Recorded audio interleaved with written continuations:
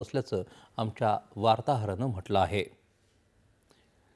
संयुक्त राष्ट्रांच्या महासभेनं दरवर्षी 4 डिसेंबर हा दिवस एकतर्फी लादलेल्या उपाययोजनांविरुद्ध आंतरराष्ट्रीय दिवस म्हणून घोषित करण्याचा ठराव स्वीकारला आहे।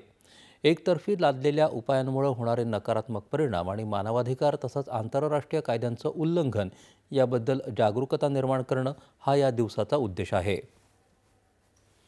एखादं राष्ट्र दुसऱ्या राष्ट्रावर दबाव आणण्यासाठी किंवा त्यांच्या धोरणांमध्ये बदल घडवण्यासाठी आर्थिक किंवा इतर निर्बंध लादत असेल याला एकतर्फी लादलेले उपाय असं म्हटलं जातं। या ठरावाच्या बाजूने 116, विरोधात 51 देशांनी मतदान केलं तर 6 देश गैरहजर राहिले। European union, Australia, Britain, Canada, Japan आणि अमेरिका यासह ग्लोबल नॉर्थमधल्या देशांनी या ठरावाच्या विरोधात मतदान केलं।